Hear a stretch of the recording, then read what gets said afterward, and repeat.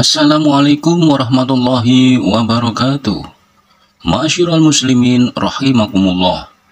Alhamdulillah, seiring dengan bertambahnya umur kita, mari kita manfaatkan umur kita ini untuk memperbaiki kualitas penghambaan kita kepada Allah Subhanahu wa Ta'ala. Kita tingkatkan prestasi ibadah kita perbaiki kualitas ibadah kita, dan semaksimal mungkin kita berusaha agar seluruh ibadah yang kita laksanakan punya dampak terhadap perbaikan akhlak kita, baik akhlak kepada Allah dan akhlak kita kepada sesama manusia. Hanya dengan cara yang demikianlah, umur yang Allah berikan kepada kita akan punya makna sekaligus akan menghantarkan kita kepada umat yang beruntung dan umat yang mulia di hadapan Allah Subhanahu wa Ta'ala. Ma'asyiral muslimin rahimakumullah. Pada hari yang penuh berkah ini, mari sejenak kita merenungkan surat At-Tin ayat keempat. Laqad khalaqnal insana fi ahsani taqwim.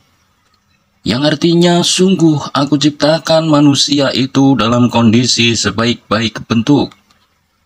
Ayat di atas memberikan gambaran akan kelebihan dan keistimewaan yang diberikan Allah kepada kita sebagai manusia, yaitu sebagai makhluk yang paling sempurna bentuknya.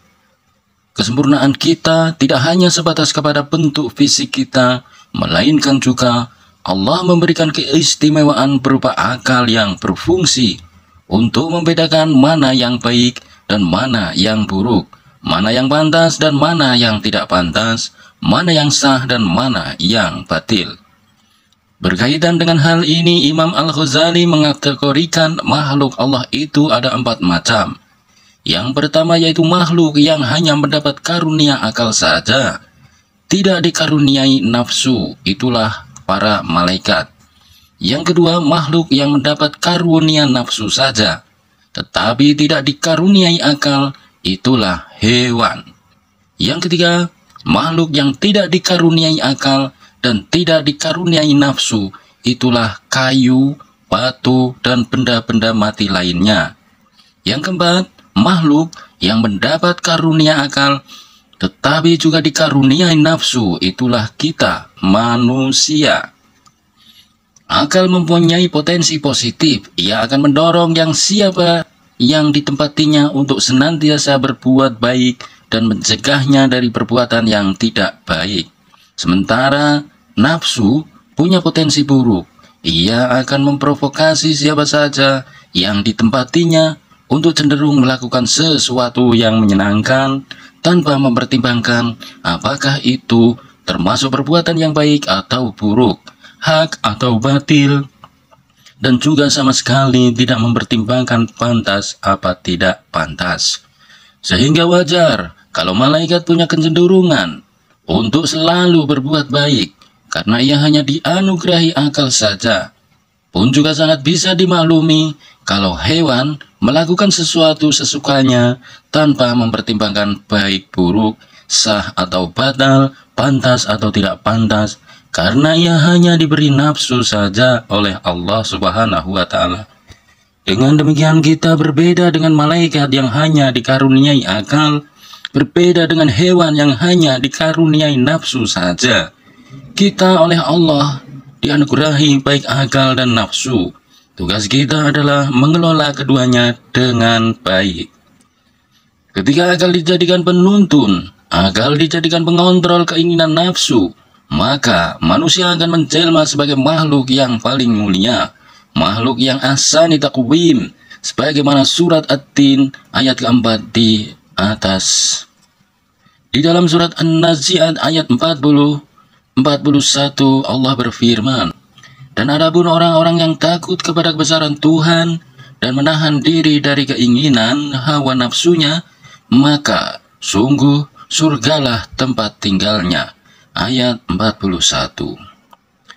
Kedua ayat di atas dapat diterjemahkan secara global bahwa orang-orang yang takut kepada kebesaran Tuhannya dengan melakukan amal saleh dan menahan diri dari keinginan hawa nafsunya, dengan menaati ajaran agama, maka sungguh surgalah tempat tinggalnya dan selama-lamanya dengan segala kenikmatan di dalamnya. Itulah anugerah agung Tuhan yang Maha Pemurah. Sebaliknya, jika nafsu yang memegang kendali, akal tunduk dengan nafsu, maka yang terjadi adalah manusia lebih jahat, lebih ganas, lebih buas daripada binatang buas sekalipun. Makanya Allah menyebut pada surat Ad-Din ayat 5, yang artinya kemudian kami kembalikan dia ke tempat yang serendah-rendahnya.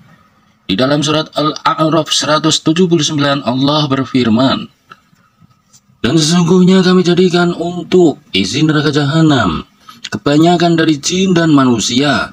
Mereka mempunyai hati, tetapi tidak dipergunakannya untuk memahami ayat-ayat Allah, dan mereka mempunyai mata, tetapi tidak dipergunakannya untuk melihat tanda-tanda kekuasaan Allah, dan mereka mempunyai telinga, tetapi tidak dipergunakannya untuk mendengarkan ayat-ayat Allah. Mereka itu sebagai binatang ternak, bahkan mereka telah sesat lagi. Mereka itulah orang-orang yang lalai.